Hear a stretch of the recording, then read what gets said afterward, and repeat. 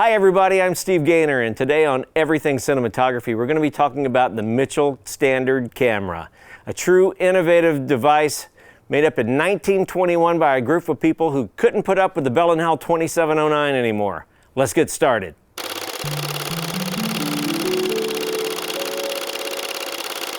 Today we're talking about the Mitchell Standard Camera. Now this is so innovative in that it basically eliminated the 2709 camera.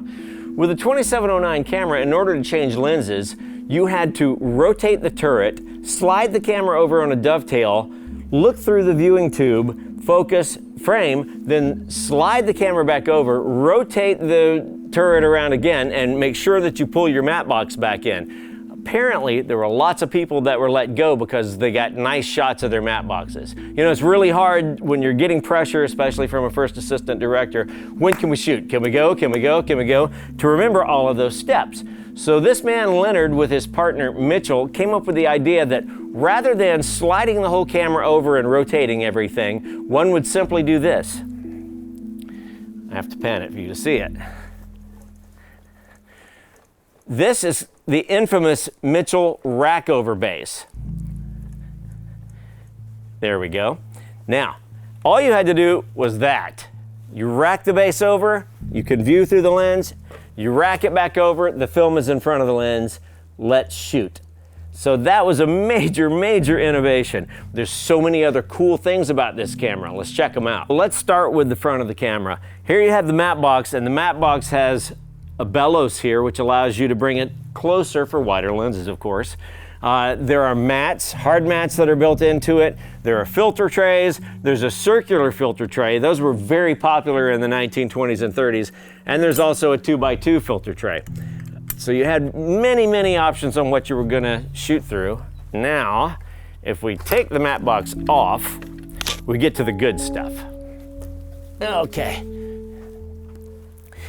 As mentioned before, 4-lens turret. It's really not hard to flip the lenses. You pull this guy down here and you can just turn the turret, which is really cool. Harris Savitas famously in the 9 Inch Nails Closer video rotated the turret during the shot. And it was really cool because your focal length changed and you could see it rotating. It's really cool.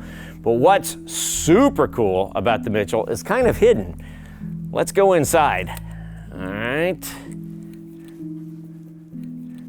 Hidden deep behind the turret is a vignetting iris that can close and open to open or close a scene. You can also move it to the left or the right, and that way you can isolate areas of the frame. Chaplin did this a lot in the silent era. Now, in addition to this iris, there are hard mats built in. So there are bottom mats. There's that one. Then there are top mats. So you could expose the top portion of the frame, roll the film back, and then expose the bottom and have a multiple exposure. And that also goes for the right and left-hand sides of the frame. You can combine these in any fashion you want. This was great for double exposure or multiple mini exposures. It was used a lot in the silent era. By the time we got to sound, they took these things out. Behind the turret is also a wheel that turns. And here you also have hard mats, right and left, top and bottom. And of course you have the binoculars, the circle, the keyhole, and a vignette. So with the combination of all the built-in hard mats and the iris, this camera jumped leaps and bounds over the 2709, which required either a hard mat slid in from behind the lens or everything being done in front of it. So this Mitchell Standard also has a built-in dissolve. Now you can, by utilizing these buttons here, you can actually dissolve. And here is the shutter angle. I'll show you right there. Wide open is 165 on this very early. This camera, by the way, is Mitchell camera number 77. This belonged to the William Fox Company. So there's in and out. And as you're rolling, this is how you're rolling, by the way. Woo. You could perform an in-camera dissolve. Boom. Shutters closed. Change scene. Then, from here, dissolve back in. So you can perform a lap dissolve inside the camera. With all these innovations, the Mitchell camera became the go-to camera for the motion picture industry. The Standard, the GC, the NC, the BNC, and the BNCR were all successes in their own time.